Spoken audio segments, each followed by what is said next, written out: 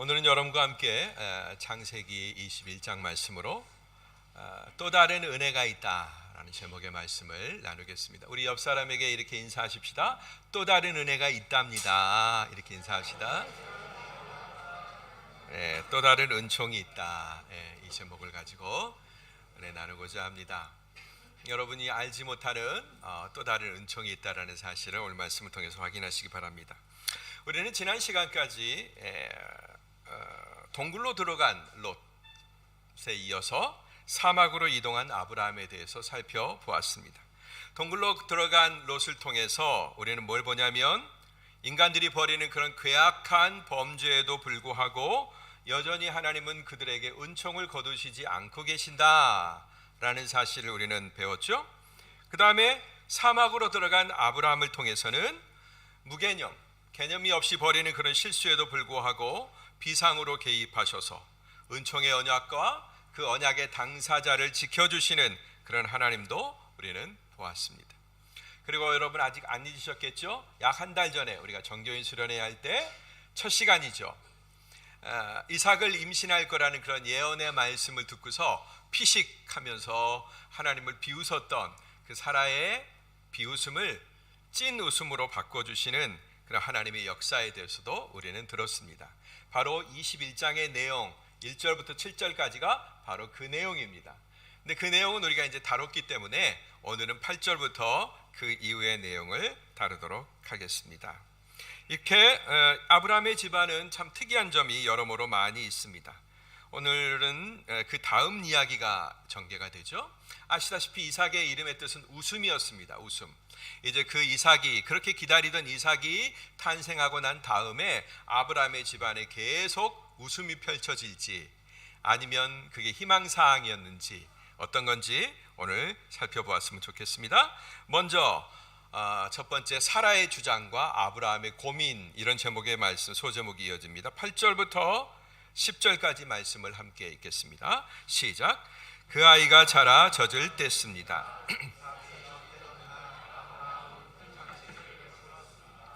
그런데 사라가 보니 아브라함과 이집트 여인 하갈 사이에서 태어난 아들이 이삭을 놀리고 있었습니다. 사라가 아브라함에게 말했습니다. 저 여종과 그 아들을 내쫓아 버리세요. 저 여종의 아들은 결코 제 아들 이삭과 함께 상속을 받을 수 없습니다. 네. 아들 이삭의 이름처럼 웃음이 계속 번져지고 이제부터 웃을 일만 생기면 참 좋겠는데 실질적으로는 그렇지 않습니다. 예상되었던 필연적으로 대두될 수밖에 없었던 그런 갈등이 일어나는 것을 보게 돼요. 자, 어떻게 됐느냐? 마침내 이삭이 젖을 뗐어요. 우리의 돌잔치처럼 이 고대 근동에도 아이가 젖을 떼면 큰 잔치를 이렇게 벌이는 그런 관습이 있었던 것 같습니다. 그런데 그때 이제 이삭의 젖된 잔치를 기념하는 바로 그때 먼저 태어나 있었던 아이가 있었죠. 바로 이스마엘이죠. 이스마엘은 이때 벌써 티네이저, 그러니까 소년이 돼 있는 거예요. 한참 사춘기에 소년이 돼 있을 14살, 15살 그 무렵 됐을 그런 아이란 말이죠. 네. 얼마 전까지만 해도 아버지 아브라함의 사랑을 독차지했을 텐데 이제는 졸지에 아버지로부터 또 사람들로부터의 관심이 점점 자기에게서 멀어져 가는, 마치 꼬다는 보리자루처럼 그런 취급을 받는 자기 자신을 확인하는 겁니다. 근데 이때가 언제라고요? 질풍노도의 시기, 사춘기라고요. 이런 일을 겪었을 때 요즘은 심리학이 많이 발달해서 상담 심리학 이런 거 하다 보면 그 아이가 사춘기 때 어떤 마음을 갖게 되었을지 우리는 충분히 짐작할 수 있죠. 네. 굉장히 마음의 상처가 되었을 겁니다. 그리고 사춘기니까 한참 끓어오를 나이니까 마음에서 부글부글 끓어오르는 그런 분노를, 미운 감정을 다스리기가 참 어려웠을 거예요. 그래서 사람들에게 대접받고 있고 선물 받고 있고 온 시각을 자기가 독점하고 있고 시선을 독점하고 있는 그런 이삭이 얼마나 못마땅했겠어요. 근데 사람들이 한참 잔치를 벌이고 하느라고 이제 이삭이 잠깐 떨어져 있는데 바로 그 곁에서 아마 이스마엘이 뭔가 못된 짓을 했던 것 같습니다. 우리가 상상할 수 있겠죠? 그냥 놀아주는 척하다가 꿀밤을 한 대 먹인다든가, 아니면 엉덩이 부분, 보이지 않는 부분을 꼬집는다든가, 아니면 그날 선물로 들어온, 이삭에게 들어온 많은 장난감 중에 어떤 것을 빼앗는다든가, 뭐 여러 가지 모습으로 할 수 있겠죠. 그러나 여러분, 엄마들의 안테나는 늘 아이에게 향해 있죠. 90살 넘어서 얻은 아들인데 그 사라의 시선이 누구에게 향해 있겠어요? 늘 그 아이에게 고정되어 있겠죠. 하필이면 그 엄마 사라에게 이 장면이 들키고 마는 것입니다. 사라의 눈에는 어떤 게 일어났을까요? 그 순간에 불꽃이 일어났을 거예요. 안 그래도 미워 죽겠는데, 안 그래도 눈에 가시 같은 아이인데 자기 아들을 해코지하니까 얼마나 마음에서 이 눈에서 불꽃이 튀어나왔겠어요? 그래서 사라는 분노하고 아브라함에게 당장 그 모자를 내쫓아버려라, 이렇게 얘기합니다. 여러분, 이때 사라가 얼마나 당당하겠어요.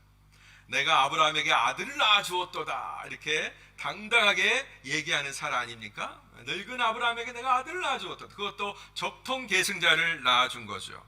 그 당당함에 아브라함도 어쩔 수가 없었습니다. 그러나 아브라함은 이스마엘도 자기 핏줄입니다. 그죠? 사라는 피 한 방울 섞이지 않았지만, 그러나 아브라함은 자기 핏줄인 거예요. 그죠? 이게 굉장히 입장이 다르네요. 법적으로야 사라가 이스마엘의 어머니입니다. 그러나 문제는 피 한 방울 안 섞인 거예요. 근데 내 핏줄이 섞인 이삭이 태어났고 건강하게 무럭무럭 자란단 말이에요. 그러니까 이전에 자기가 꾸몄던 일, 자기가 하가를 들어가게 만들고 아들을 낳게 했던 그 모든 일들은 다 잊어버리고 이제 그들을 향한 분노만 솟아오르는 것입니다. 아브라함은 고민에 빠졌습니다. 이러지도 못하고 저러지도 못하고. 우리 남자들 여자가 화나면 이런 상황에 빠지죠. 이러지도 못하고 저러지도 못하고 전전긍긍합니다.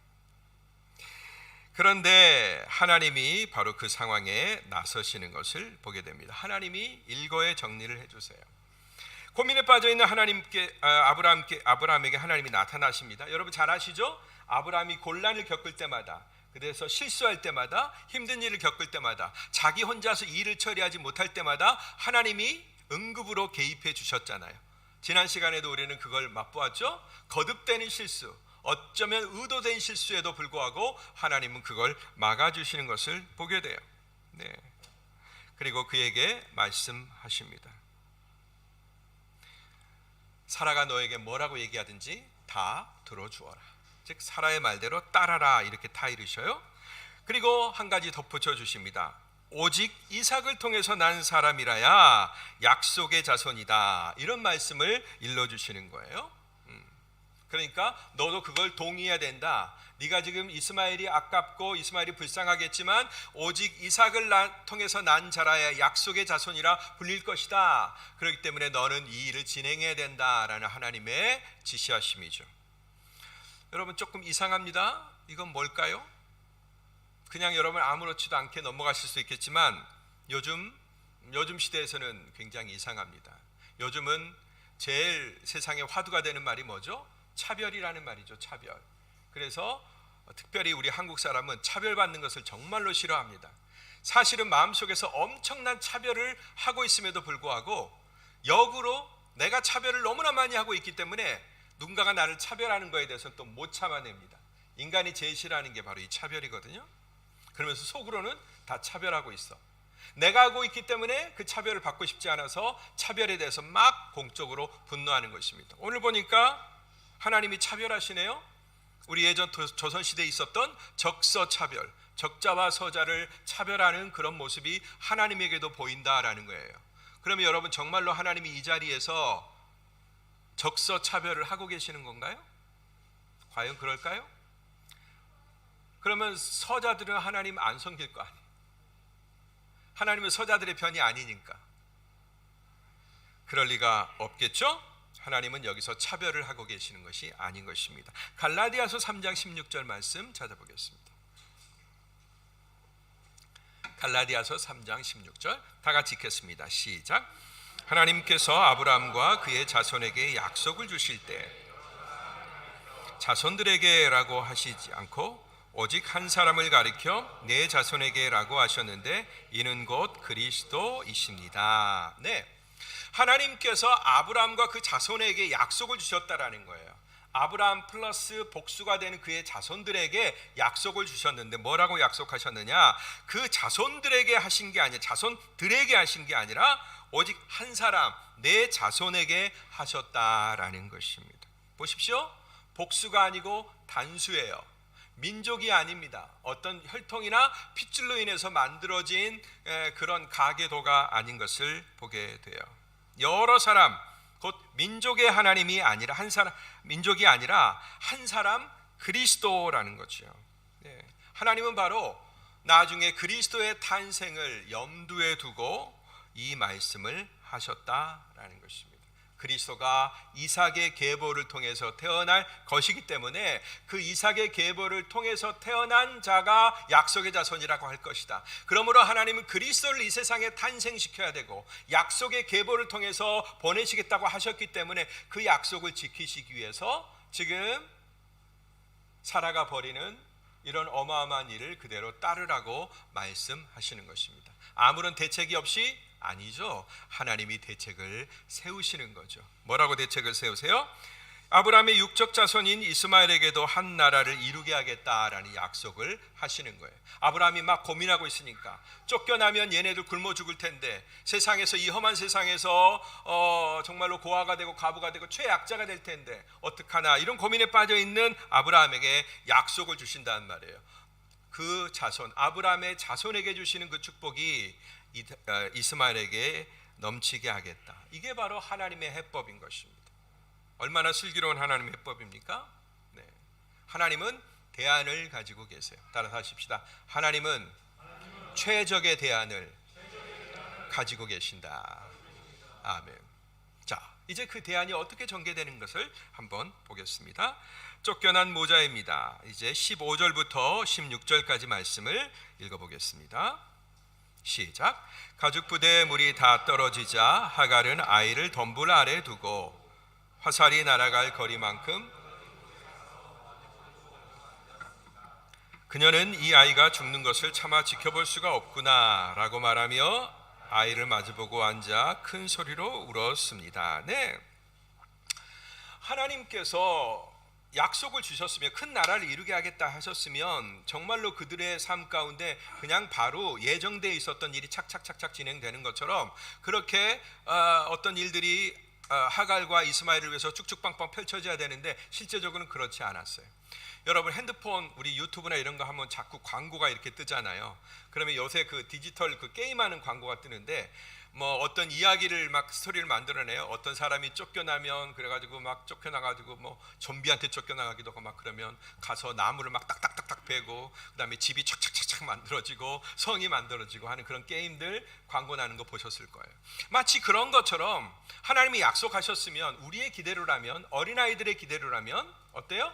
그냥 딱 나가자마자 나를 위한 마차가 딱 대기하고 있고 나를 모셔가려고 하는 손님들이 딱 대기하고 있고 그걸 타고 가서 나만의 성을 새롭게 세우는 일들, 뭐 재료도 만들어지고 사람도 만들어지고 그런 일들이 착착착착착착 진행돼야 될 것 같은데 현실은 안 그렇단 말이죠.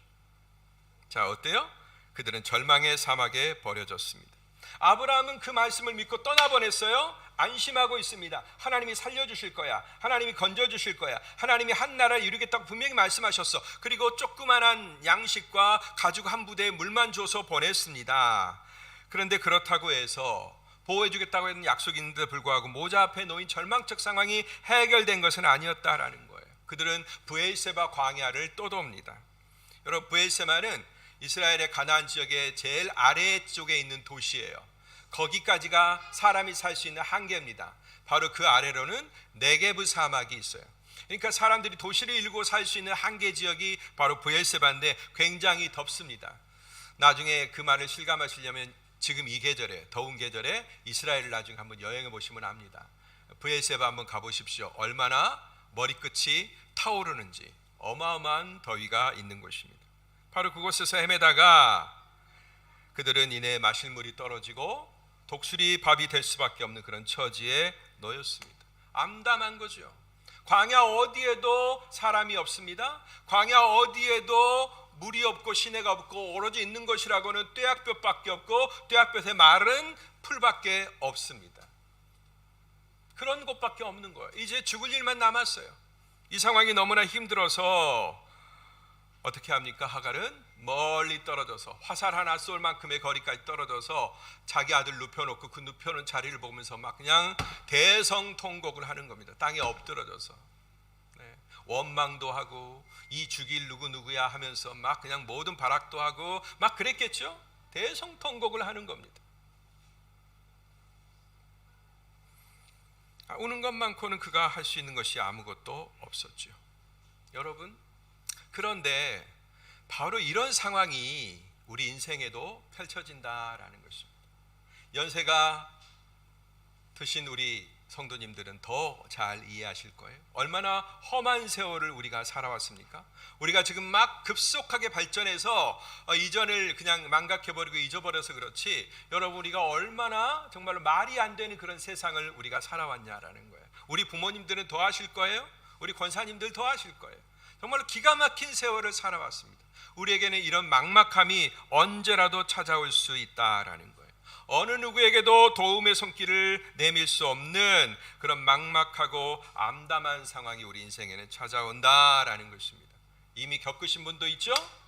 그리고 우리 젊은이들은 겪게 될 겁니다. 없으면 좋겠지만, 피할 수 있으면 좋겠지만, 여러분, 세상이 그렇게 만만하지가 않아요. 여러분들의 부모님처럼 세상이 여러분들에게 호의적이지 않습니다. 여러분의 부모님은 여러분들에게 모든 걸 공급해 주지만, 그러나 세상은 그렇지 않습니다. 오히려 여러분이 가진 것을 빼앗아 가려고 하죠. 네. 정말로 안 그랬으면 좋겠습니다만은 여러분도 분명히 이런 막막한 상황, 답이 없는 상황에 부딪히게 될 겁니다. 바로 그때 누가 해결해 주십니까? 네, 바로 막막한 상황, 어떤 도움도 미치지 않는, 해결이 불가능한 그런 상황 속에서 누가 나서요? 하나님이 나서시는 거예요. 바로 이때, 그 고난과 막막하던 암담하던 바로 그때가 바로 어떻게 보면 이 하나님을 만난다는 측면에 있어서는 인생 최대의 기회이기도 합니다. 예, 다른 걸 기대할 수가 없으니까, 사방이 다 막혀 있으니까, 뚫려 있는 건 하늘밖에 없으니까 그때 하나님을 만나는 거예요. 완전 희망이 0%일 때, 모든 희망으로부터 우리가 단절됐을 때, 그때 비로소 인간은 하나님을 불러요. 참 못됐죠? 근데 그래요. 그런데 그 못된 순간, 참 암담한 순간이 어찌 보면 인간에게는 행운인 순간이다라는 것입니다. 아니면 우리는 조금이라도 희망이 있으면 우리는 고집을 피울 거예요.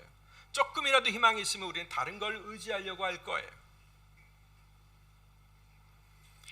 진정한 은혜의 사람들은 바로 그런 순간에 거기가 하나님을 만납니다. 은총의 사람들은 믿음에 대해서 설사 알지 못했고 또 예수님과 동떨어진 인생을 살았다고 하더라도 실망할 필요가 없습니다. 하나님이 만나주신 데는 과거의 역사가 아무런 필요가 없어요. 다만 하나님의 자비만 있을 뿐입니다. 하나님의 자비는 언제든지 가동되고 있고, 그래서 그때 하나님께 손을 내미는 사람은 하나님으로부터 결정적 기회를 얻는 것입니다. 그러므로 여러분, 될 수 있으면 평안할 때, 별 문제가 없을 때 하나님 앞에 손을 내미세요. 꼭 그렇게 다이나믹하고 결정적인 순간, 짜릿한 순간을 만들지 말고 평안하고 좋을 때 하나님께 손을 내밀어서 하나님의 손을 붙잡고 하나님의 인도를 받으십시오. 더군다나 그를 위해 기도해 주는 사람이 있다면, 아무리 예수와 동떨어지고 상관없는 삶을 살았다고 할지라도 그 사람 뒤에 그 영혼을 위하여 기도해 주는 누군가가 있었다면, 먼저 예수 믿은 어머니의 기도가 있거나, 먼저 예수 믿은 친구의 기도가 있거나, 아니면 성도들의 기도가 있거나, 누군가의 기도가 있었다면 더 말할 필요가 없습니다. 그죠? 하나님이 그를 더 우선적으로 만나주십니다. 왜 그럴까요? 하나님은 기도를 들으시겠다고 약속하셨으니까. 기도라는 돌파구와 위력을 우리에게 주셨으니까, 그거 사용하라고 우리에게 주신 거니까. 그 하나님께 손을 내밀 수 있도록 저와 여러분이 우리 주변 사람들에게 어떻게 해야 돼요? 하나님께 대한 정보를 제공해야 되는 거예요. 여러분들 정보를 가지고 계시잖아요. 이렇게 매주마다 주기철 목사의 설교를 들으시고 또 큐티도 하시고 말씀도 배우시면서 하나님에 대한 경험치를 가지고 있잖아요. 하나님의 진리에 대한 들은 게 있잖아요. 그 정보들을 어떻게 해야 돼요? 아는 만큼 나누시면 돼요. 주변에 있는 모든 사람들이 결정적인 순간에 그 하나님을 떠올릴 수 있도록, 여러분이 증거하고 나누어진 그 정보를 떠올릴 수 있도록 하나님에 관한 정보를 제공하면 됩니다. 따라합시다. 우리는 정보 제공자이다. 네, 정보를 제공하는 것입니다. 정보를 많이 하면 많이 할수록 좋겠죠? 바로 그때 이제 드디어 하나님의 돌보심이 시작이 됩니다. 19절부터 20절 말씀 보겠습니다. 19절 20절 시작. 하나님께서 하갈의 눈을 밝게 하시니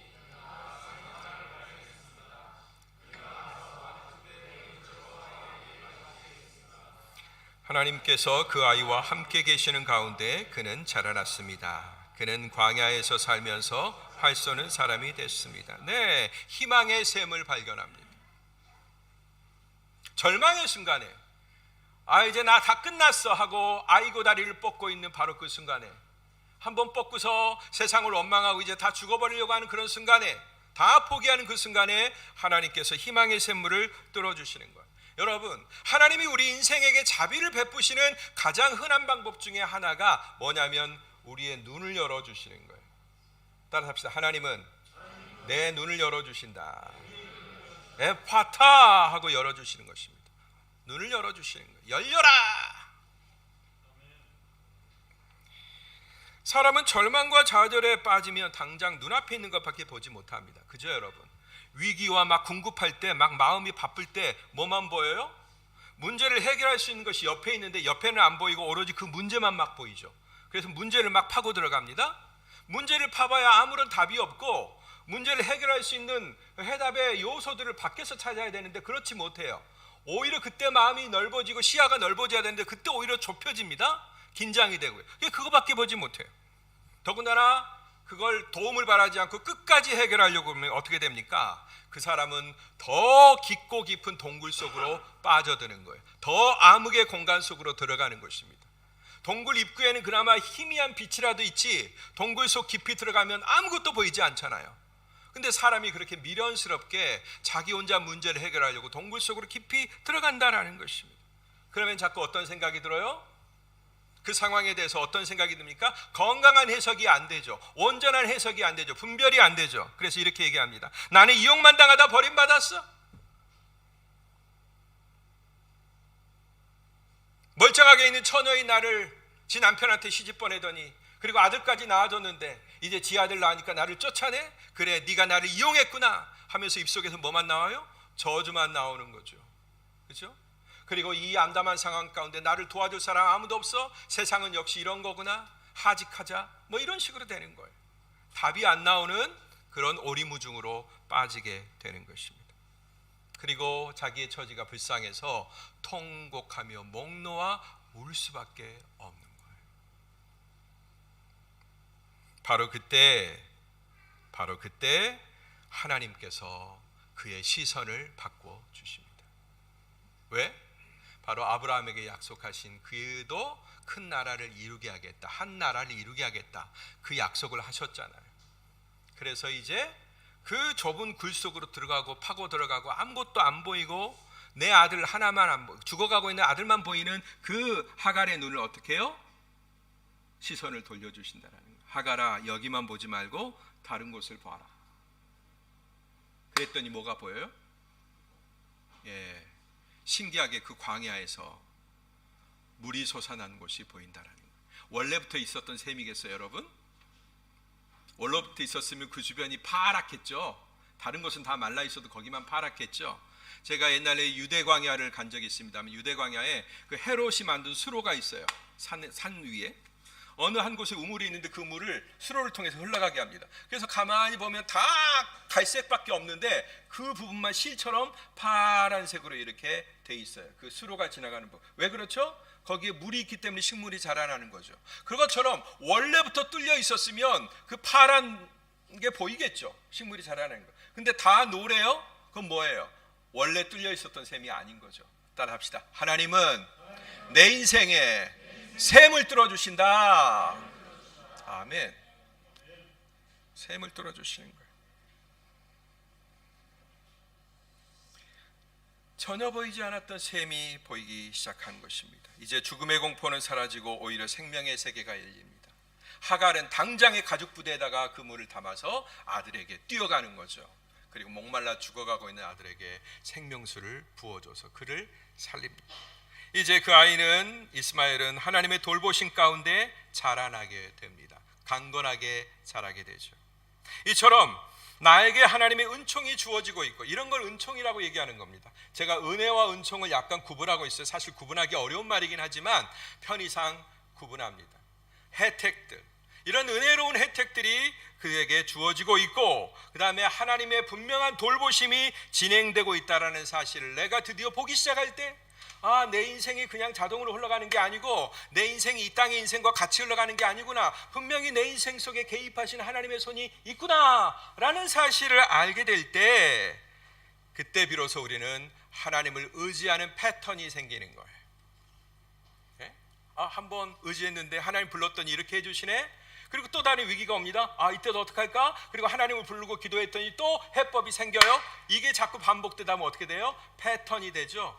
그래서 이 사람은 하나님을 점점 의지하는 사람으로 바뀔 수 있다라는 거예요. 그리고 실제적으로 그의 삶의 다양한 국면에서 그분의 돌보심을 확인하고 간증할 수 있게 됩니다.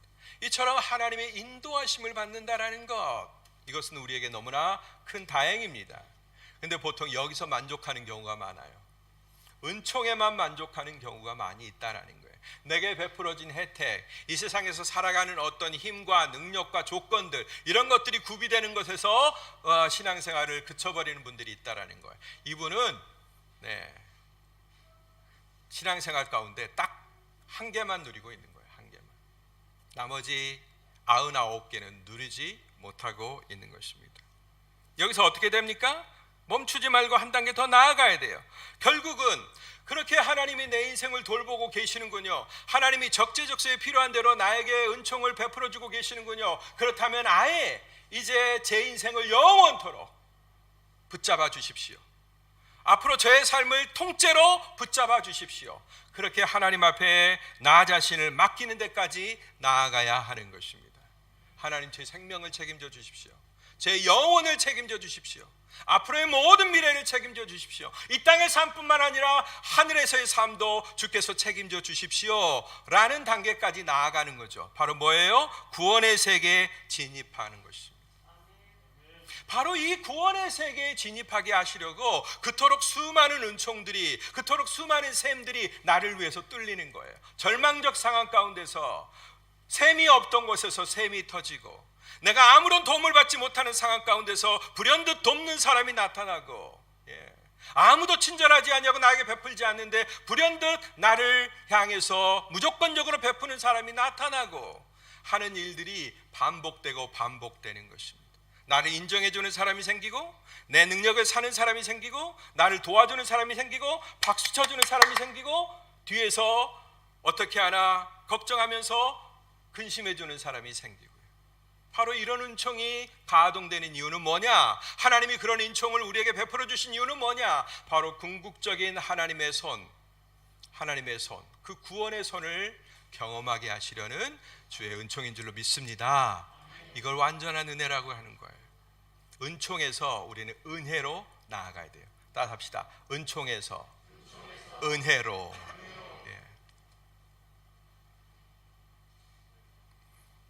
많은 기독교인들이 오늘 이스마엘이 받은 이 복에 대해서 사실은 일종의 의문을 품고 있습니다. 보통 이삭의 자손들은 뭐 이스라엘 자손들이다, 또 이스마엘의 자손들은 여기 아라비아 사람들이다, 너무 쉽게 단순하게 그렇게 생각하는 그런 그림들이 있죠. 그래서 은연중에 이 이스라엘을 응원하고 있는, 우리 성경을 믿고 성경과 친하기 때문에 이스라엘 좀 응원해요. 사실 이스라엘 사람들이 훨씬 더 못된 부분이 많거든요. 얼마나 그 친구들 정말로 피 한 방울도 안 나오는 친구들인데요. 정말로 무섭습니다. 저는 러시아에서 유태인들 많이 경험해 봤어요. 요만한 손해도 안 봅니다. 정말로 무서운 사람들이에요, 유태인들. 그런데 우리는 성경에서 유태인들 만나기 때문에 뭔가 동일시하는 경향이 있어요. 그래서 사실은 아랍인들이 훨씬 더 친절하고 좋은데 우리는 그 못된 그 새침대기, 그 유태인들로 좋아하는 그 마음으로 좋아하는 그런 경향이 있습니다. 근데 여러분, 기독교인들에게 이런 의문이 있는 거예요. 왜 약속의 자손이 아닌 이스마엘이 하나님의 돌보심을 받는가? 그냥 쫓겨났다면 그냥 쫓겨난 그대로 그냥 없어지고 소멸돼야 맞는 게 아닌가? 이런 생각을 우리는 너무나 쉽게 갖는다라는 것입니다. 아직도 많은 기독교인들이 이 의문을 풀지 못하고 있습니다. 왜 그럴까요, 여러분? 왜 우리도 은연중에 그런 생각들의 영향을 받고 있을까요? 아랍 사람들이 위험한 사람들이고 이스라엘 사람들은 선한 사람들이고 이런 이분법적인 사고 가운데 우리는 왜 들어가 있을까요? 오늘 그것을 우리가 좀 생각해 봐야 합니다. 그것은 바로 우리가 사라처럼 단지 육신적 혈통만을 보고 있기 때문입니다. 저 아이는 내 아들과 함께 유산을 상속받지 못합니다 라고 선포하는 거예요. 사라와 같은 그런 마인드를 가지고 우리가 보고 있기 때문에 그렇다라는 것입니다. 그렇다면 여러분, 우리가 그리스도인 되는 것, 언약의 자손이 되는 것, 약속의 사람이 되는 것이 혈통에 의해서 좌우되는 겁니까? 그렇다면 오늘 우리도 여기 없어요. 우리에게도 구원이 미치지 못하는 겁니다. 만약 구원이 혈통에 의해서 오는 거라면 그것은 결코 하나님의 약속은 혈통에 의해서 좌우되지 않습니다. 요한복음 1장 13절 띄어만 주세요. 제가 읽어드리겠습니다. 요한복음 1장 13절 읽겠습니다. 이 사람들이 하나님의 자녀로 태어난 것은 혈통이나 육정이나 사람의 뜻으로 된 것이 아니라 하나님의 뜻으로 된 것입니다. 할렐루야. 영접하는 자 곧 그 이름을 믿는 자들에게는 하나님의 자녀가 되는 권세를 주셨으니 이 사람들이 하나님의 자녀가 된 것은 혈통으로나 육정으로나 나지 아니하였다. 오직 하나님의 뜻으로 난 자들이라고 말씀하고 있는 것입니다. 할렐루야. 아멘. 오직 우리는 우리의 믿음을 보시고 우리 속에 간직된 어느 날부터 시작된 우리의 믿음을 보고 내리신 하나님의 결정에 의해서, 하나님의 단독적인 결정에 의해서, 그 은혜로운 결정에 의해서 하나님의 자녀가 되는 것입니다. 우리를 양자 삼는 아바 아버지라고 부르게 할 수 있는, 너 나를 이제부터 아버지라고 불러라 하고 할 수 있는 그 결정은 오직 하나님만 내리실 수 있는 아버지의 결정입니다. 아멘. 아멘. 또 성경을 하나 찾아보겠습니다. 갈라디아서 3장 8절 9절입니다. 이번에는 여러분들이 읽어주시길 바랍니다. 갈라디아서 3장 8절 시작. 성경은 하나님께서 믿음으로, 다시 한번 시작. 성경은 하나님께서 먼저 아브라함에게 복음을 선포했습니다. 모든 이방 사람이 내 안에서 복을 받을 것이다. 그러므로 믿음에서 난 사람들은 믿음이 있는 아브라함과 함께 복을 받습니다. 아멘. 여러분 보세요. 먼저 아브라함에게 복음이 선포되었다라고 하는 말씀을 들어보십시오. 우리는 흔히 복음은 신약 시대에 선포됐다고 얘기합니다. 예수님 시대에 선포되었다고 얘기합니다. 그런데 바로 이 복음은 아브라함 시대에 벌써 이미 먼저 선포되었다라는 거예요. 예. 우리는 그동안 이 말씀을 모든 이방 사람이 내 안에서 복을 받을 것이다 라는 이 말씀을 뭐라고 이해했냐면 그냥 아브라함을 향한 큰 하나님의 축복이다 이렇게만 이해했습니다. 그런데 성경은 뭐라고 얘기해요? 이게 복음이래요. 이게 미리 선포하신 하나님의 복음이라는 것입니다. 구약에 선포된, 구약 시대에 선포된 복음이다라고 말씀하시는 거예요. 그래서 이 복음은 뭐냐? 바로 구약 시대의 사람들, 즉 이방 사람 곧 이스마엘까지 믿음을 갖게 하려는 복음이다라는 것입니다. 여러분, 우리는 시간에 종속된 사람이기 때문에 시간을 중심으로 성경을 해석합니다. 쭉 올라갑니다. 그래서 아브라함이 먼저고 이삭과 야곱이 먼저, 그 다음에 다윗이고 그 다음에 예수 그리스도라고 생각해요. 그러나 진짜 성경은, 하나님의 시각은 뭐냐? 그리스도 중심인 것입니다. 그리스도께서 시간의 중심에 계시고 과거의 아브라함에게, 미래의 우리들에게 복음을 선포하신 것입니다. 할렐루야. 아멘. 그리스도 중심적으로 이해해야 되는 것입니다. 이스마엘과 그 자손도 그러므로 그가 받은 은총의 선상에서 아브라함을 통해 선포된 복음을 들으면 됩니다. 은총의 선상에서. 자, 뭐죠? 왜 나에게 이런 은총이 베풀어졌을까? 왜 나에게 모르던 셈이 갑자기 터져 나왔을까? 광야에서 말라 죽어가서 독수리밥이 될 수밖에 없는 나의 운명이 무엇 때문에 바뀐 것일까?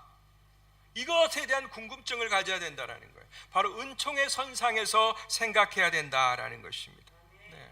그리고 그것이 자기 아버지 아브라함의 믿음 때문이었다라는 사실을 반드시 배워야 하는 것이죠. 그렇구나, 내 아버지가 하나님 앞에 믿었던 그 믿음 때문에 내가 이런 긍휼과 자비의 혜택을 입고 있는 거구나.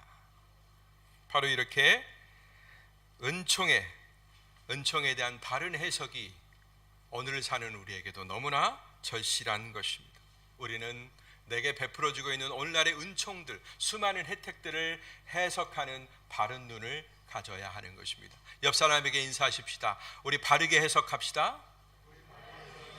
똑똑하게 해석합시다. 똑똑하게 해석합시다. 우리 이스탄불 한인교회 성도들은 이 복음을 또 내게 베풀어진 은총을 똑똑하게 바르게 해석하실 수 있어야 돼요.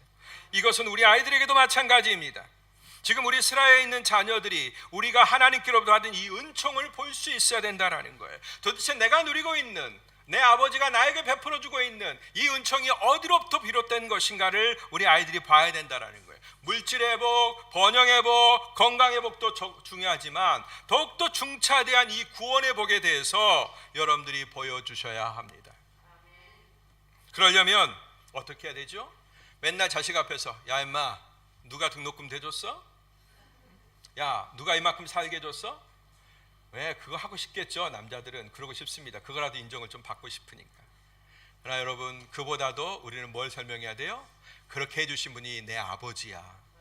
나로 하여금 구원을 바라볼 수 있도록, 저 영원한 세계를 바라볼 수 있도록 하나님이 나에게 은총을 주고 계시고 너희들도 내가 받은 은총 혜택을 공유하고 있는 거야. 아멘. 그러려면 우리는 이 땅에서의 내 수고와 성취보다는 내게 베푸신 하늘 은혜를 자랑해야 되겠죠. 여러분, 구원의 언약과 상관없는 이 땅의 것들과 우리 자녀들이 연합되게 해서는 안 되는 것입니다. 이 세상에게, 이 세상의 질서에, 이 세상에 추구하는 바에 우리 아이들의 시야가 완전히 빼앗기면 안 된다라는 거예요. 글로 가면 안 돼요. 세상의 것과 연합하게 하지 마십시오. 하갈은 그런데 이집트 여인을 아내로 갖다 주죠. 그래서 오늘날의 이 사단이 벌어지고 있는 거예요. 이삭의 후손들과 이스마엘의 후손들이 이렇게 앙숙인 이유가 바로 거기에 있는 겁니다. 하나님을 바라보게 해야죠. 위로부터 쏟아지는 하나님의 은혜의 복을 바라보게 해야 되죠. 그 시선을 위로 향하게 해서 우리 자녀들이 끊임없이 하늘로부터 계속 공급되는 그 은혜와 은총을 보게 해야 되는 것입니다. 뭘 통해서? 다름 아닌 여러분들의 고백을 통해서. 아멘. 우리 아빠들 엄마들 집에 가서 매일 고백하세요. 아이들 없으면 서로에게 고백하세요. 여보, 우리가 이렇게 평안함을 누리고 있는 건 하나님이 주신 은총 때문이지? 그러면 아내가 아멘 하세요. 여보, 밥 차려주면서 여보, 우리가 이렇게 아름다운 멋진 밥을 먹고 있고 이렇게 좋은 식탁을 차리고 있는 거 하나님의 은혜 때문이지? 마치 유치원 아이들 가르치듯이 그렇게 선포하세요. 여러분, 그게 얼마나 큰 복인데요. 다 알고 있다고 선포 안 하면 다 생략됩니다. 그때마다 선포하세요. 그리고 가장이 식탁에서 기도하세요. 밥 먹을 때마다 그냥 먹자 이렇게 하지 말고 하나님이 주신 은혜에 대해서 선포하고 고백하세요. 그럼 아이들이 흡수합니다. 그대로 배웁니다. 사랑하는 여러분, 이 세상은 갈수록 브엘세바 광야와 같은 막다른 곳으로 우리를 몰아가고 있습니다. 난리와 난리 소문을 우리는 듣고 있지 않습니까? 그죠? 지금도 우리 근방에 있는 저 흑해를 나가면 보이는 그 멋진 평화로운 풍경 저 너머에는 총성이, 포성이 왔다 갔다 하고 미사일이 터지고 있고 수많은 배들이 가라앉고 있는 그런 전쟁이 계속되고 있습니다. 세계화로 인해서 하나로 묶여버린 세계 경제 공동체죠. 이제는 나라와 나라가 별로 없어요. 그 벽이 다 허물어져 버렸어요. 그러니까 어떤 나라에서 일어나는 사고가 그냥 그 나라의 문제만이 아닙니다. 바로 나의 문제가 되는 거예요. 그래서 원가가, 원료들의 그 가격이 폭등이 되는 거죠. 경제가 같이 어려워지고 물가 폭등과 경제 불안에 우리 모두가 다 시달리고 있습니다. 기름값 얼마나 많이 올라요? 물가가 얼마나 많이 올라요? 환율은 또 얼마나 많이 올라요? 내 문제가 아니라 내 문제인 것입니다. 세계가 앓고 있는 문제는 내 문제입니다. 뿐만 아니라 전 세계적 전염병의 위험이 아직도 사라지지 않았어요. 오미크론, 그걸로 말미암아 다 와야 되고 이제 엔데믹이 되는 줄 알았는데 또 무슨 변이가 나타났대요. 무슨 B5, B2가 B5가 되고 B6가 되고 또 뭐 얼마나 분류를 많이 하는지. 여러분, 그런 위험들이 들불처럼 계속 세상에 번지고 있습니다. 끈 것 같은데 여기는 꺼졌는데 또 다른 데서 막 일어나고 있는 거예요. 그렇죠? 꺼지지 않습니다. 여러분, 우리가 생각하는 안전지대는 그 어디에도 존재하지 않습니다. 여러분들이 오래 사신 인생을 통해서 비교적 공교하게 쌓았다고 하는, 튼튼하게 쌓았다고 하는 여러분의 근거도 언제 무너질지 모릅니다. 자산을 마련하셨습니까? 여러분이 자녀들에게 물려줄 만한 충분한 자산, 여러분의 인생의 노후를 보장해 줄 만한 그런 자산들을 보유하셨습니까? 근데 그거 언제 무너질지 모릅니다. 터키 보세요. 하루아침에 반토막 나고 내 재산이 100%였던 내 재산이 50%로 바뀌는 그런 경우 우리는 보잖아요. 바로 여기에서 보고 있잖아요. 여기뿐만 아닙니다. 또 동남아에서 도처에서 막 그런 위기들이 막 일어나고 있습니다. 무섭게 무너져 내리고 있는, 정말로 나락으로 내몰리고 있는 그러한 상황입니다. 무엇이 그렇다면 진정한 해법일까요? 여러분, 이 위기가 개인적으로라면 아브라함의 위기와 비슷하지 않겠습니까? 하갈의 이스마엘이 당한 그 위기와 비슷하지 않겠습니까? 바로 우리는 오늘 말씀처럼 어떻게 해야 돼요? 내가 개발한 해법이 아니라, 내가 의지하고 이 세상에서 배운 해법이 아니라 하나님이 주시는 해법을 따라야 된다라는 것입니다. 할렐루야. 아멘. 하나님의 해법이 답이에요. 아브라함 보세요. 고민에 빠졌어요. 혈육을 떨어뜨릴 수 없는, 이도 내 자식인데 자식이 방황하고 광야에 나가서 독수리밥이 될 걸 뻔한데 내보내야 되는, 얼마나 아빠가 고민하겠어요. 그러나 하나님이 나타나셔서 음성을 들려주시잖아요. 내가 그에게도 한 나라를 주리라. 하나님의 음성을 듣는 겁니다. 하나님의 해법대로 하는 겁니다. 그래서 아브라함처럼 그 뒷날에 바로 짐 싸갖고 바로 보내는 거예요. 인간적으로 믿었지 않고 인간적으로 여전히 염려가 있지만, 그러나 누구를 믿는 거예요? 하나님을 믿는 거예요. 그 내 아이를 한 나라로 만들어 주실 하나님의 사랑을 믿는 거예요. 그게 해법입니다. 하갈을 보세요. 어떻게 했습니까? 절망적인 상황 가운데 내몰렸습니다. 그리고 그 문제만 바라봤습니다. 땅을 치고 통곡했습니다. 해법이 도대체 나오지 아니합니다. 울면 해법이 나오나요? 그런데 하나님이 어떻게 해요? 그 시선을 돌려주시잖아요. 그래서 뭘 보게 하세요? 졸졸졸졸 흐르는 샘물을 보게 하시는 것입니다. 생명수를 보게 하시는 것입니다. 이렇게 우리는 하나님의 인도를 받아야 하는 것입니다. 아멘. 똑똑한 분도, 미련한 분도, 많이 배우신 분도, 세상에 많은 것을 쌓은 분도, 하나도 쌓지 못한 분들도, 누구를 우리는 통해서 세상에 대한 해법을 얻을 수 있어요? 하나님을 통해서. 아직도 세상의 시스템을 의지하려는 분이 여기 계신다면 제가 정말로 사랑의 심정으로 여러분을 권면합니다. 여러분, 세상은 결코 안전하지 않습니다. 여러분, 팬데믹 그렇게 겪어보고도 모르세요? 수많은 의료와 여러 가지 예방과 장치를 만들어갖고 백신도 만들고 병균염을 얼마든지 극복하고 과학적인 인간의 해법으로 다 동원해서 막을 수 있을 것 같지만 성공했습니까? 여러분, 여행하실 때 얼마나 아직도 불편해요? 그죠? 어떤 교우는 유럽 여행하시다가 또 거기에서 유행하는 코로나를 안고 오셨어요. 그래서 오늘 예배도 못 나오셨잖아요. 이런 일들이 비일비재하고 있습니다. 어디가 안전해요? 대한민국도 미국도 터키도 유럽도 안전한 세상은 없습니다. 세계 어떤 정부도 우리가 당하고 있는 이 위험을 해결할 수가 없습니다. 오직 우리 주님만이, 이 땅을 지으시고 이 세상을 우리에게 주신 우리 주님만이 이 해법을 마련하실 수 있습니다. 아멘. 여러분, 그러므로 여러분이 현재 삶의 다행히 은총이 전개되고 있다면, 여러분의 개인적인 삶에 은총이 전개되고 있다면 감사하십시오. 그것도 크게 감사하십시오. 또 반대로 위기에 몰리고 있다면 여러분 기도하십시오. 그것도 간절하게 기도하십시오. 먼저 여러분 기도를 드리셔야 됩니다. 근데 그 기도는 뭐예요? 내가 먼저 말하는 그런 기도가 아니라 듣는 기도를 먼저 하셔야 돼요. 아브라함이 들었을 때 해법을 얻었잖아요. 하갈이 들었을 때 해법을 얻었잖아요. 듣는 귀가 열려야 됩니다. 하나님의 음성을 듣는 귀가 열려야 돼요. 그래서 여러분이 너무나 괴로워서 목 놓아 울고 싶다면, 듣는 귀도 없어서 너무나 괴로워서 울고 싶다면 그냥 목 놓아 우는 거예요. 그러면 그 울음을 여러분들이 주님 앞에서 울면 하갈이 들었던 것처럼 곧 세미한 주님의 음성이 들리게 될 것입니다. 그리고 하갈은 거기서 깨달은 거예요. 아, 내가 모르던 은총이 있었구나. 나는 종이고, 나는 쫓겨난 여자고, 나는 쫓겨난 아이의 비참한 어미일 뿐이고, 재산 하나도 없고 땅덩이 하나도 없는 그냥 내버려진, 내팽개쳐진 그런 존재이지만, 그래서 나는 완전히 버려졌다고, 희망이 없다고 나 스스로에게 여겼는데 나한테 은총이 있었네?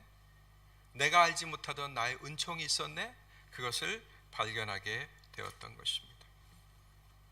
그리고 우리들은 나아가서 그 은총에서 머물지 아니하고 더 완전한 은혜로 나아가야 되는 것입니다. 할렐루야.